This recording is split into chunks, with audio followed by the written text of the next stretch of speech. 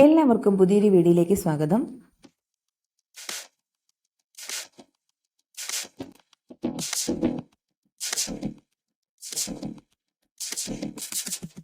LBS application കൊടുത്ത കുട്ടികളുടെ final confirmation date June 17 വരെ ആയിരുന്നു തന്നിരുന്നത്. എന്നാൽ ആ ഡേറ്റ് എക്സ്റ്റെൻഡ് ചെയ്ത് ജൂൺ 19 വരെ ആക്കിയിട്ടുണ്ട്. അപ്പോൾ ആരെങ്കിലും ആപ്ലിക്കേഷൻ കൊടുത്ത് ഫൈനൽ കൺഫർമേഷൻ കൊടുക്കാനുണ്ടെങ്കിൽ ഫൈനൽ കൺഫർമേഷൻ കൊടുത്ത് നിങ്ങളുടെ ആപ്ലിക്കേഷൻ കംപ്ലീറ്റ് ചെയ്യുക. ഇതിന് ശേഷം വരുന്ന പ്രൊസീജിയർ എന്ന് പറഞ്ഞാൽ ഓൾറെഡി നിങ്ങൾ കൊടുത്തിരിക്കുന്ന അക്കാദമിക് ഡീറ്റെയിൽസും പേഴ്സണൽ ഡേറ്റയും എല്ലാം അവർ വെരിഫൈ ചെയ്യും. ജൂൺ 28 വെരിഫിക്കേഷൻ കംപ്ലീറ്റ് ആകുന്നതാണ്. ഇപ്പോൾ പലരുടെയും വെരിഫിക്കേഷൻ കംപ്ലീറ്റ് ആയിട്ടുണ്ടാകത്തില്ല, വെരിഫിക്കേഷൻ ഇൻകംപ്ലീറ്റ് ആയിരിക്കും. പല കുട്ടികളും പറഞ്ഞു വെരിഫിക്കേഷൻ നോട്ട് കംപ്ലീറ്റഡ് എന്ന് പറഞ്ഞ് കാണിക്കുന്നുണ്ടെന്ന്. അതിന് കാരണം നിങ്ങളുടെ വെരിഫിക്കേഷൻ കംപ്ലീറ്റ് ആകാത്തത് കൊണ്ടാണ്.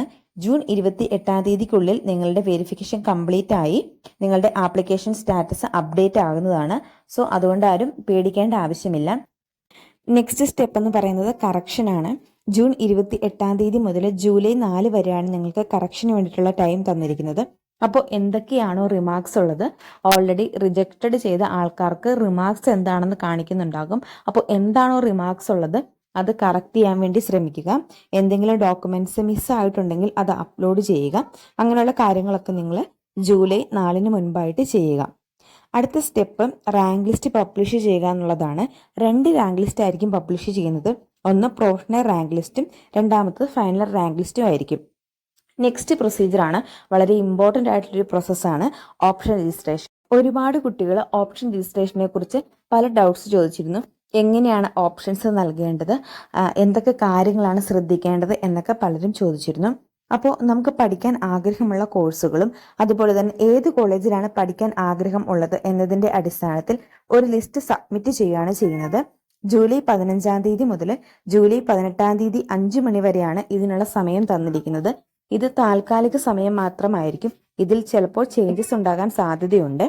ഓപ്ഷൻസ് നൽകാനുള്ള പേജിൽ ഓരോ കോഴ്സുകളുടെയും അതുപോലെ തന്നെ എല്ലാ കോളേജുകളുടെയും ലിസ്റ്റ് വെബ്സൈറ്റിൽ പ്രസിദ്ധീകരിക്കുന്നതാണ്. അപ്പോൾ നമുക്ക് ഇഷ്ടമുള്ള കോളേജുകൾ ഓപ്ഷൻസ് ആയിട്ട് നൽകാൻ സാധിക്കുന്നതാണ്. ഓപ്ഷൻസ് നൽകുമ്പോൾ ശ്രദ്ധിക്കേണ്ട കാര്യങ്ങൾ എന്തൊക്കെയാണെന്ന് നോക്കാം. ഫസ്റ്റ്, ഓപ്ഷൻ നൽകേണ്ട ഓർഡർ ആണ് നിങ്ങൾ ശ്രദ്ധിക്കേണ്ടത്.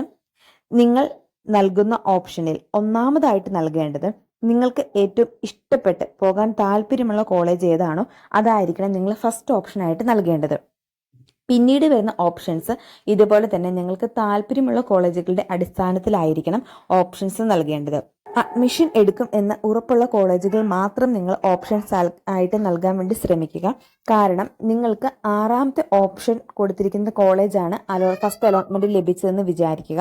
പക്ഷെ നിങ്ങൾക്ക് താല്പര്യം 10ാമത്തെ ഓപ്ഷനിൽ തന്നിരിക്കുന്ന കോളേജ് ആയിരുന്നു എങ്കിൽ 6ാമത്തെ ഓപ്ഷനിലുള്ള കോളേജ് നിങ്ങൾക്ക് ലഭിച്ചു കഴിഞ്ഞാൽ ബാക്കിയുള്ള അലോട്ട്മെന്റുകളിൽ താഴത്തേക്കുള്ള, അതായത് 7, 8, 9, 10 അങ്ങനെ താഴത്തേക്കുള്ള ഓപ്ഷൻസ് എല്ലാം ഓട്ടോമാറ്റിക്കലി ഡിലീറ്റ് ആയി പോകുന്നതാണ്. അതുകൊണ്ട് തന്നെ നിങ്ങൾക്ക് 10ാമത്തെ കോളേജ് ആയിരുന്നു ലഭിക്കേണ്ടത് എന്ന് നിങ്ങൾ വിചാരിച്ചാൽ പോലും ആ ഓപ്ഷൻ ഓട്ടോമാറ്റിക്കലി ഡിലീറ്റ് ആയി പോകും. അതുകൊണ്ട് നിങ്ങൾക്ക് പോകാൻ താല്പര്യമുള്ള അതുപോലെ തന്നെ നിങ്ങൾ അഡ്മിഷൻ എടുക്കുമെന്ന് ഉറപ്പുള്ള കോളേജുകൾ മാത്രം ഓപ്ഷൻസ് ആയിട്ട് നൽകാൻ വേണ്ടി ശ്രമിക്കുക. ഇനി നിങ്ങൾക്ക് പ്രധാനമായിട്ടും 3 അലോട്ട്മെന്റുകളാണ് ഉള്ളത്. ഫസ്റ്റ് ഒരു ട്രയൽ അലോട്ട്മെന്റ് ഉണ്ടായിരിക്കും. ഈ അലോട്ട്മെന്റിന്റെ സമയത്ത് നിങ്ങൾ കൊടുത്തിരിക്കുന്ന ഓപ്ഷൻസിൽ എന്ത് റീഅറേഞ്ച്മെന്റ് വേണമെങ്കിലും ചെയ്യാൻ സാധിക്കുന്നതാണ്. ട്രയൽ അലോട്ട്മെന്റിൽ കിട്ടിയ അതേ കോളേജുകൾ തന്നെ ബാക്കിയുള്ള അലോട്ട്മെന്റുകളിൽ ഫസ്റ്റ് അലോട്ട്മെന്റിൽ കിട്ടണം എന്നില്ല. ചിലപ്പോൾ മാറ്റം സംഭവിക്കാം, ചിലപ്പോൾ അതേ കോളേജ് തന്നെ ലഭിക്കാം. ട്രയൽ അലോട്ട്മെന്റിൽ കിട്ടിയ കോളേജിൽ നിങ്ങൾക്ക് പോയി ജോയിൻ ചെയ്യാൻ സാധിക്കുന്നതല്ല, ജസ്റ്റ് ഇതൊരു ട്രയൽ മാത്രമാണ്. അടുത്തത് പ്രധാനപ്പെട്ട 3 അലോട്ട്മെന്റുകളാണുള്ളത്. First, second and third allotment. ഇനി എത്ര തവണ എഡിറ്റ് ചെയ്യാമെന്ന് നോക്കാം. ഫസ്റ്റ് ട്രയൽ അലോട്ട്മെന്റ് ആണ്. ഈ സമയത്ത് എല്ലാവിധ ചേഞ്ചസും നിങ്ങൾക്ക് ചെയ്യാൻ സാധിക്കുന്നതാണ്. ന്യൂ ഓപ്ഷൻസ് വേണമെങ്കിൽ ആഡ് ചെയ്യാം, അതുപോലെ തന്നെ പഴയത് ഡിലീറ്റ് ചെയ്യാം, ഓപ്ഷൻസ് റീഅറേഞ്ച് ചെയ്യണമെങ്കിൽ അങ്ങനെ ചെയ്യാം. അങ്ങനെയുള്ള എല്ലാ ചേഞ്ചസും നിങ്ങൾക്ക് ട്രയൽ അലോട്ട്മെന്റിന്റെ സമയത്ത് ചെയ്യാൻ സാധിക്കുന്നതാണ്. എന്നാൽ ഫസ്റ്റ്, സെക്കൻഡ് ആൻഡ് തേർഡ് അലോട്ട്മെന്റിന്റെ ഇടയ്ക്ക് ന്യൂ ഓപ്ഷൻസ് നൽകാൻ നിങ്ങൾക്ക് സാധിക്കുന്നതല്ല. കൊടുത്തിരിക്കുന്ന ഓപ്ഷൻസിൽ വേണമെങ്കിൽ എന്തെങ്കിലും ഡിലീറ്റ് ചെയ്യണമെന്ന് ആഗ്രഹമുണ്ടെങ്കിൽ അത് ഡിലീറ്റ് ചെയ്യാനായിട്ട് സാധിക്കുന്നതാണ്. ട്രയൽ അലോട്ട്മെന്റിന് ശേഷം വരുന്ന അലോട്ട്മെന്റ് ആണ് ഫസ്റ്റ് അലോട്ട്മെന്റ്. ഫസ്റ്റ് അലോട്ട്മെന്റിൽ നിങ്ങൾക്ക് ഒരു കോളേജ് കിട്ടിക്കഴിഞ്ഞാൽ നിങ്ങളുടെ സീറ്റ് സെക്യൂർ ചെയ്യാൻ വേണ്ടിയിട്ട് ടോക്കൺ ഫീ അടയ്ക്കേണ്ടത് നിർബന്ധമായിട്ടുള്ള കാര്യമാണ്. എങ്കിൽ മാത്രമാണ് നിങ്ങളുടെ സീറ്റ് സെക്യൂർ ആവത്തുള്ളൂ. ഈ ടോക്കൺ ഫീ അടച്ചില്ല എങ്കിൽ പിന്നീട് വരുന്ന സെക്കൻഡ് ആൻഡ് തേർഡ് അലോട്ട്മെന്റിലേക്ക് നിങ്ങളെ പരിഗണിക്കുന്നതല്ല. അതുകൊണ്ട് ഫസ്റ്റ് അലോട്ട്മെന്റിൽ ഒരു കോളേജിൽ നിങ്ങൾക്ക് കിട്ടിക്കഴിഞ്ഞാൽ നിർബന്ധമായിട്ടും നിങ്ങൾ ടോക്കൺ ഫീ അടച്ച് നിങ്ങളുടെ സീറ്റ് സെക്യൂർ ചെയ്യുക. ഇനി റാങ്ക് കുറഞ്ഞ കുട്ടികൾ നിങ്ങൾ പരമാവധി കോളേജ് ഓപ്ഷൻസ് നൽകാൻ വേണ്ടി ശ്രമിക്കുക. ഒരാൾക്ക് എത്ര ഓപ്ഷൻസ് വേണമെങ്കിലും നൽകാൻ സാധിക്കുന്നതാണ്. അതുകൊണ്ട് തന്നെ നിങ്ങൾക്ക് പറ്റുന്ന അത്രയും ഓപ്ഷൻസ് നൽകാൻ വേണ്ടി ശ്രമിക്കുക. ഈ 3 അലോട്ട്മെന്റിന് ശേഷം വരുന്ന അലോട്ട്മെന്റ് ആണ് സ്പെഷ്യൽ ആൻഡ് സ്പോട്ട് അലോട്ട്മെന്റ്. ഈ അലോട്ട്മെന്റിലേക്ക് നിങ്ങൾ സെപ്പറേറ്റ് ഓപ്ഷൻസ് നൽകേണ്ടതായിട്ടുണ്ട്. ഇപ്പോൾ കൊടുത്തിരിക്കുന്ന ഓപ്ഷൻസ് അതിനായിട്ട് പരിഗണിക്കുന്നതല്ല. അപ്പോൾ അഡ്മിഷൻ ലഭിച്ച കുട്ടികൾക്കും അഡ്മിഷൻ ലഭിക്കാത്ത കുട്ടികൾക്കും സ്പെഷ്യൽ ആൻഡ് സ്പോട്ട് അലോട്ട്മെന്റുകളിലേക്ക് അപ്ലൈ ചെയ്യാൻ സാധിക്കുന്നതാണ്. ഇനി ഏതെങ്കിലും കോളേജിൽ അഡ്മിഷൻ ലഭിച്ച കുട്ടികളാണെങ്കിൽ ഓൾറെഡി നിങ്ങൾക്ക് ലഭിച്ചിരിക്കുന്ന കോളേജിൽ നിന്ന് NOC, അതായത് നോൺ ഒബ്ജക്ഷൻ സർട്ടിഫിക്കറ്റ് എന്ന് പറയുന്ന സർട്ടിഫിക്കറ്റ് സമർപ്പിക്കേണ്ടതായിട്ടുണ്ട്.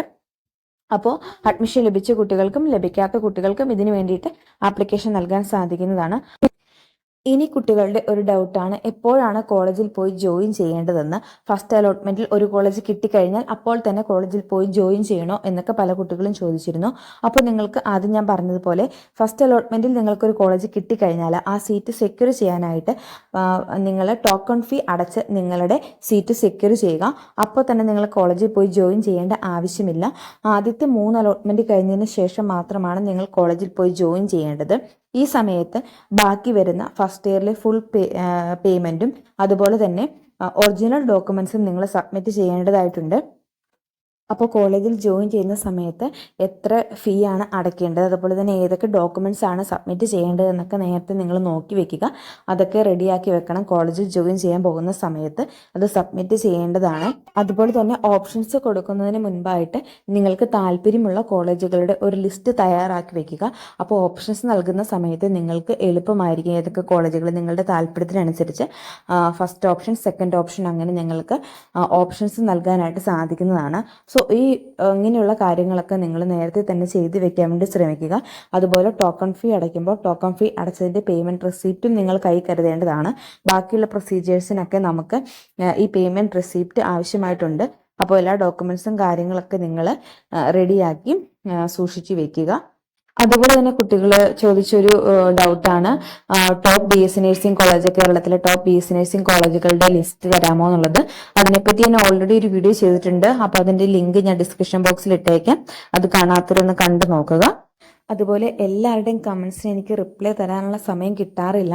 അപ്പോൾ എനിക്ക് സമയം കിട്ടുന്നത് പോലെയൊക്കെ ഞാൻ റിപ്ലൈ തരുന്നതാണ്. ഇനി പേഴ്സണലായിട്ട് ആർക്കെങ്കിലും എന്തെങ്കിലും മെസ്സേജ് അയക്കാനുണ്ടെന്നുണ്ടെങ്കിൽ എൻ്റെ ഇൻസ്റ്റാഗ്രാം വഴിയോ അല്ലെങ്കിൽ ഇമെയിൽ വഴിയോ നിങ്ങൾക്ക് മെസ്സേജ് അയക്കാവുന്നതാണ്. അപ്പോൾ എല്ലാവരും വീഡിയോ ലൈക്ക് ചെയ്ത് സബ്സ്ക്രൈബ് ചെയ്തൊന്ന് സപ്പോർട്ട് ചെയ്യുക. എന്തെങ്കിലും ഡൗട്ട്സ് ഉണ്ടെങ്കിൽ കമൻസ് ആയിട്ട് ചോദിക്കുക. താങ്ക്